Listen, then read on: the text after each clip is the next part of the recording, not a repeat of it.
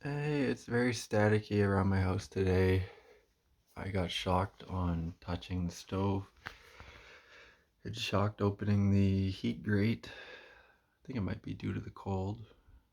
It's been pretty cold, like minus 30 on average lately here. But yeah, I don't know. I've just been feeling like not really too well. Um, these past couple days, or like I don't know. I think I felt really good. Like maybe it's been about a month, maybe it's 3 weeks. Like I felt really good. But just like lately I've not been feeling so good. Um, my biggest issue right now is probably the focus. Well, I guess first off, I should say that I welcome back. It's like day 2 of my vlogs for 2022. Um, Still getting used to this. It's actually day 3, but I missed yesterday. But still getting used to this, talking to the camera about whatever's on my mind. And yeah, I missed my biggest stress is um, writing this paper. The paper is about, well, it's actually, so it's 2 short essays and 1 longer essay. Um, and actually, when I think about it, they're not even like that long, so it's kind of silly that it's taking me so much effort to do them. But so it's 2 short essays. I completed one of them, and the second one I'm nearly finished, about halfway. And then a longer essay it's only 1,000 words. It's not even that long. The 2 short ones were 5 paragraph each, plus intro and conclusion. And the longer one is like 1,000 words, so it's like not too bad. It's just the topics are not something I seem to be able to like have any luck with. And I don't know about luck, but like I just cannot focus on them. But like I have really trouble focusing on almost anything. But yeah, I took just like a dark web ADHD med. I think it was a Dexedrine, and I don't think it was a very high dose. It was probably like 5 milligrams Dexedrine, but I don't even think I can feel Dexedrine when I take it. I can really feel Concerta.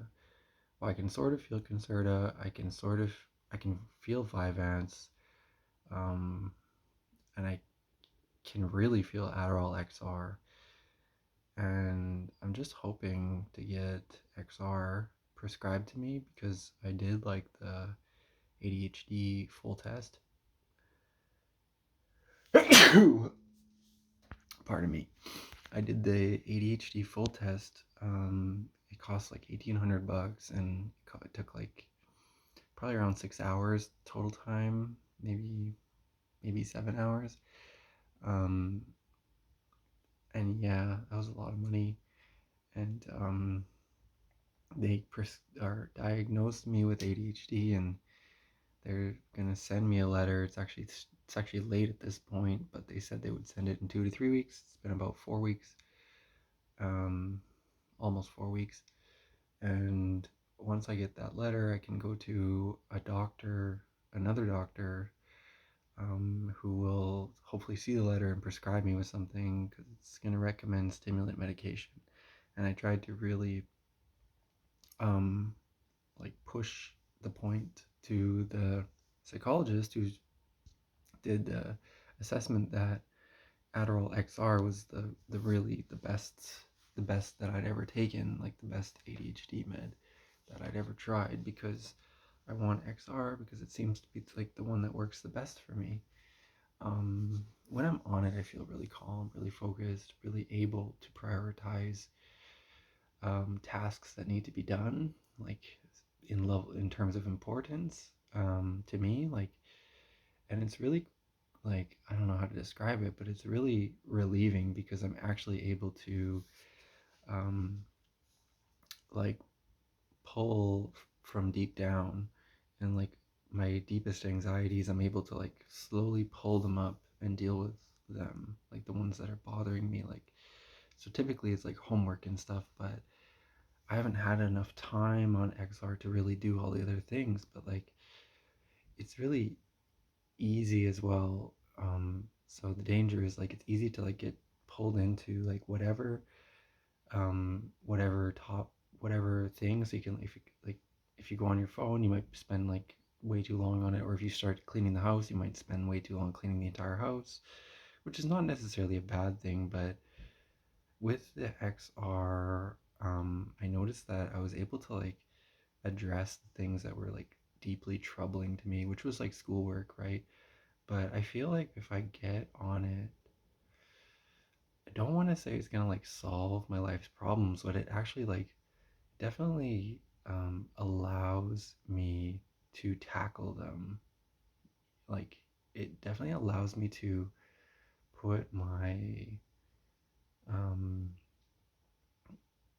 it allows me to like connect some some part of me toward dealing with the things that I feel like that need to be dealt with, like in terms of what's important. So like I said about the priorities, like that's what I like, is like that I don't like just because like I don't know, the ADHD, it's kind of like I can get the hyper focus thing. Like they say with ADHD you can hyper focus on stuff. I can get that sometimes, but mostly on stuff that's like not that important, or like I'll just like hyper focus and then like halfway do something, or like a quarter way, and like also just get kind of built up on the idea of completing it and the outcome and the reward, whatever that reward may be. And that those rewards are typically like things that um my deeper like anxieties and like um uncomfortable feelings within me want, if that makes any sense. Like, so it's like the rewards would be like something mm, like I'm insecure about like the future, financially, so I might get really into starting a spreadsheet and start for budgeting my money, and then only do like a bit of it, and then um, kind of like scatterbrain, not have it all done, but then start on it, start trying to implement it, and then only use it for like a little bit, and then just kind of like completely lose um, motivation. So it's like the consistency part is just kind of absent when I start and do things. Like, I have a lot of great ideas and motivation initially, but the follow through and the drive is just really lacking. And I've always felt really guilty about that. Like I there's something wrong with me or something. And like it was really nice and validating in a way for when I was doing the assessment for someone to really understand, because the assessment was done by a really nice woman who seemed to really understand what it's like, because she had ADHD too. And yeah, she sort of seemed to know that it was like that for me, and um, just made me feel a little bit better about it.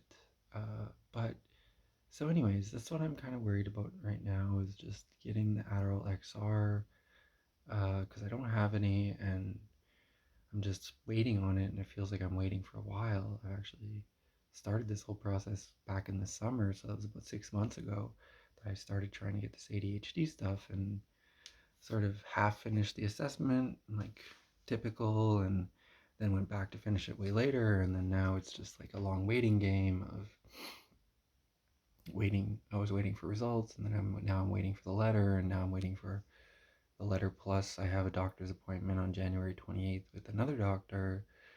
So, and then also I'm just worried that they won't even prescribe me what I want, and like I hope they don't try and put me on Ritalin or something.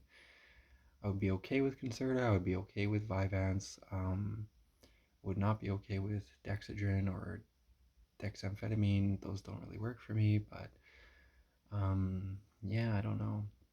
We'll see. it's weird because Dexedrine is methyl. No, sorry. Concerta is methylphenidate, I believe. I'm not really sure what the chemical differences are between Dexedrine. Or I keep saying Dexedrine. What the differences are between Concerta and Ritalin, because I think they're both methylphenidate. They're just different in some way. I don't know if it's just down to brand name, but they have some sort of difference. But yeah, because I tried Ritalin a long time ago and it made me feel like terrible, honestly. I remember I was pretty young. I was about like, I don't know, 12, 13, maybe 14. And my brother gave me a small amount of it. I took it and um, I didn't have any like signs or symptoms of ADHD at the time, but maybe I did. I'm not sure. Probably did. But when I took it, it made my heartbeat feel like my heartbeat was going too fast or something. And also, I noticed that I was like, my mouth was salivating and my skin kind of went flush, or not flush, but pale. And I was like looking really deeply at letters and not even reading the words, but like looking at the shape of letters on text in, I think, on the computer screen or on a book or something. And I was looking at their shape and I was like hyper zoomed in on that. So it gave me extreme tunnel vision and not in a really good way. But yeah, so yeah, just waiting on that. And um, I kind of didn't really sleep super good last night. I kind of slept bad. I slept like way too early, but that's because I had stayed up, or I had not really slept well the night before because my plan was to drink a bunch of caffeine. I had a cup of coffee, I mixed a Mountain Dew with pre-workout, drank all of that at like 1 in the morning, expecting to somehow stay up and expecting it to motivate me. Did not. I was just really tired, but also my brain was overstimulated, so I ended up falling asleep. But I slept in like a very shallow, unrestful sleep and basically felt like I was awake the whole time my eyes were closed, and then woke up feeling like I had no energy. So I ended up falling asleep last night way too early, woke up this morning around like 1 a.m., I think, and just kind of been up since then. Had a cup of coffee and haven't really been able to do anything related to my homework. And I just feel so useless, guilty, afraid as well because I'm already past due date. And I'm just like, I'm just having such a terrible time doing this homework. And it just feels so aggravating, frustrating,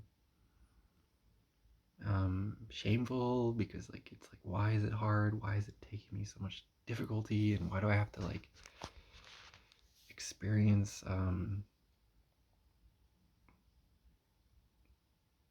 the frustration of trying to like relate it to people too, like, because I want some sort of like, I don't know, sympathy or pity or answers, or honestly I would really love like um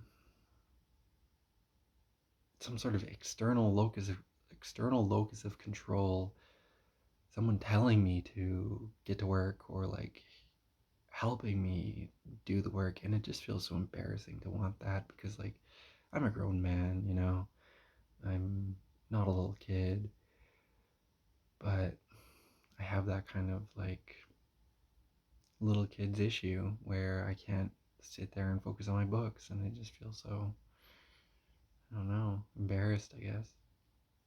And it doesn't feel good. But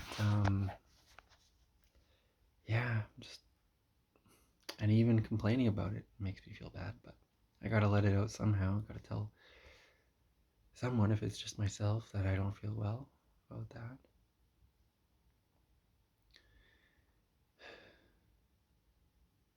But yeah, hopefully I can try and do it, get it done, send it in, and I will feel better after, because it's really not that much work, and once I do it, I won't have to do much of anything after, and that'll be nice. I can maybe enjoy something after. Maybe just enjoy playing a video game. I got my PS5 downstairs, bring it back upstairs and play more Tsushima, Ghost of Tsushima. That game is really fun. I can play. There's a Mortal Shell was free. It's like a Dark Souls clone. Honestly, I'm not too interested in more Dark Souls. Maybe I am, but we'll see. It would be nice. And then, oh, I guess technically right now I'm COVID isolating. I was supposed to go rock climbing today with a friend, but my roommate, Victoria, she is COVID positive, so she might have actually got it from me. So it was like weird. I went snowboarding with um, my two friends, both named Jesse, and one of them, their brother, had like a potential exposure to COVID and had to get a COVID test. And I don't know. I came home and I was like, hey, yeah, I might have COVID. And then she's like, uh oh. But then she's like, well, I might have COVID from another source too. Her brother uh, also apparently got a COVID exposure or something. So there's all this like COVID coming from every angle. And she got really sick. Um, I'm fine. I was never sick. And my other roommate, Dylan, he was fine too. He was never sick. But she got really sick, went to the hospital, got a COVID test, came back positive. So in this situation, I'm not really supposed to go out. So I canceled rock climbing. But honestly, I was not too keen on going today just because of all my stress. And I feel like I'm just like putting things off even more and being even more irresponsible. So like I'm kind of relieved I'm not going rock climbing today, even though it would have been fun. Like it would have been a lot of fun. I love rock climbing, even though I'm out of shape, like really out of shape, but I still have fun. Um, yeah, I've been watching a lot of like rock climbing videos on YouTube and just enjoying watching how good people are, and it makes me really reminiscent of that time when I was good at physical stuff, like back. I don't know. It's probably like around my peak of athleticism around 5 years ago, 4 years ago, and then slowly drifted from there. And I've been getting back into it a little bit, but back around 5 years ago, I used to look really, really good. Like I used to go to the gym all the time, and I had like you know, a pretty decent volume of muscle mass. I was still skinny, but I remember being called a twig by my the girl I was seeing at the time. She was really mean, but and that really damaged my self-esteem and made me just feel horrible because like put in all this time at the gym, and honestly I did look good. Like I'm not gonna link a picture or anything on this video, but I definitely did um have like six-pack abs and like good round shoulders and uh fairly defined chest, and also the the side muscles on the rib cage were popping out, and it may have been good lighting, but it was a good picture, and I definitely did look good. But that girl I was seeing was just so mean, and it really did not help my self-image.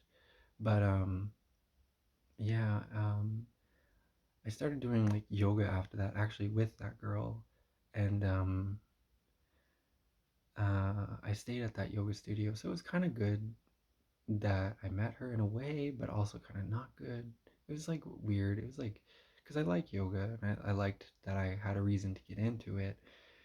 But I also always kind of felt weird at the studio because it was like I became friends with the instructors, sort of friends. Well, fairly, yeah, like friends. Like they knew me, know me, they like me and stuff, but never really developed like a really deeper knowledge of each other because I was kind of embarrassed that this girl I was seeing, and then we shortly broke up, and then she stopped going to the studio because I was going, but I didn't care. I just wanted to keep going to yoga, and um, um, I was kind of like never able to, I don't know, get past that awkwardness with the instructors because it just always felt like a little bit, I always just felt kind of weird, like kind of like trapped in this emotional state where I couldn't really, I don't know, get that good connection back formed. It wasn't even there. So I couldn't really form like a nice, easygoing connection with them or whatever. But so it was kind of limited to just doing classes, which is fine. But I really liked it, and I really had a good physicality from doing it. I remember I was in really good shape and actually developing some good flexibility too, which I've never been like super flexible, but I was getting some good flexibility out of it. And I think I focused a little bit too hard on pushing myself to do um, stronger or more physically demanding um, yoga positions because I wanted to look cool. And I ended up doing a lot of them and feeling cool, but I would have just, I think it would have been good to focus a lot more on just like deeper, longer stretches and um, also not going too fast just to avoid injury. I never got injured, but I think I was heading down that road if I kept pushing myself. But yeah, I really enjoyed it. And there's also a crossover activity called acro yoga, and I really wish more people kind of like were into it. I found a bit of a crowd of acro yoga people, but I just always struggle with that social connection and making new friends. So I never really was able to integrate into like a group of acro yoga people and meet on the daily or not on the daily, but on a regular basis for that. I would go to classes, but I was always just kind of felt like I was like an outsider and never, even though I'd go, you know, and people knew me and stuff, and they'd say hi and they'd like knew my name, but I don't know, I just never. I've always struggled with finding a group or a crowd or whatever, but I'm definitely, getting getting there, getting better at it, and that is to say, understanding what I like and what I want. But I feel like I can improve on the social aspect, and hopefully with therapy like the EMDR, because uh, that will help with the fight or flight that I feel like I'm locked in, because the therapist I'm seeing, his name is John. John really described it well. He described about the fight or flight really well. Like when people have traumatic events in their life, like I've had, like I have like complex PTSD, he says, or I've heard that from couple therapists anyway, but I don't have like a formal diagnosis on it. But it's like when you can end up your nervous system ends up locked into, they call it fight or flight, or there's also freeze.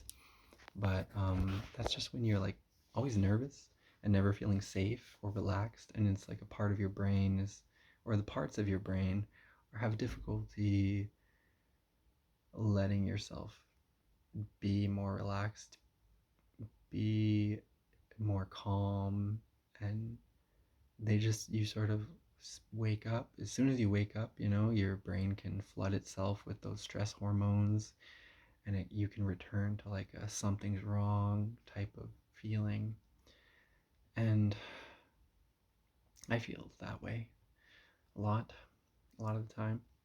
Sort of a worry, a kind of a background hum of anxiety, which, I don't like that feeling. And talking to John is really good. He performs EMDR on me. I've done it twice. I've cried both times. The second time I cried a lot, and it was really good.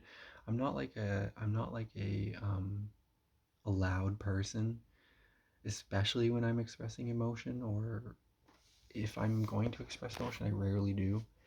I rarely do. Rarely, rarely. And that's not a good thing.